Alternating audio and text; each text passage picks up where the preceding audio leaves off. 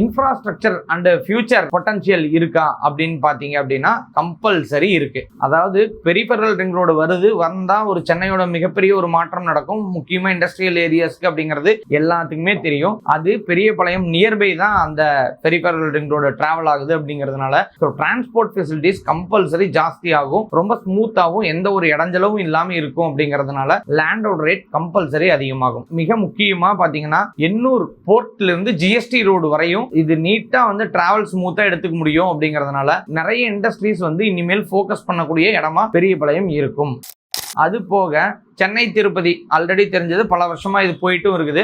High speed corridor ரோட extension பண்ணும், பெரிய லெவல்ல பூஸ்ட் பண்ணும் அப்படின்னு சொல்லிட்டு பேசிட்டு இருக்காங்க. இது இன்க்ரீஸ் ஆச்சுனாலும் ரியல் எஸ்டேட்ல ஒரு ஹை டிமாண்ட் பாஸ் ஆகும் அப்படிங்கிறது எல்லாத்துக்கும் தெரிஞ்சது. ஆனா இந்த நியூஸ் அபிஷியலா உண்மையா அப்படின்னு கேட்டீங்கன்னா நீங்க தாராளமா நெட்ல போய் செக் பண்ணி பாத்துக்கோங்க.